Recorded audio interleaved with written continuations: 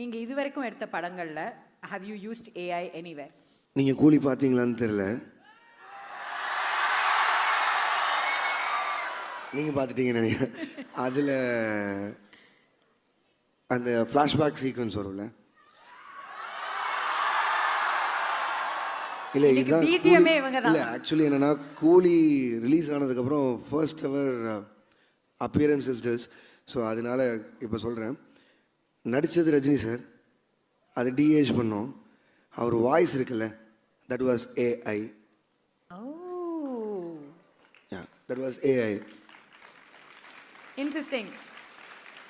So எப்போதும் வந்து ஒரு சூப்பர் ஸ்டாராக இருக்கட்டும், எந்த நடிகராக இருக்கட்டும், அவங்கள வந்து நீங்கள் டைரக்டராக நீங்கள் ஃபீட்பேக் கொடுப்பீங்க, இந்த மாதிரி ட்ரை பண்ணால் நல்லா இருக்குமே சார். ஏஐ கிட்ட எப்படி சார் ஃபீட்பேக் கொடுத்து how is that working relationship? அதுதான் ரொம்ப ஆக்சுவலி பிடிச்சிருக்கு. அப்படிங்களா? ஃபீட்பேக்கே இருக்காதுல்ல, நம்ம சொல்கிறது செய்யும்.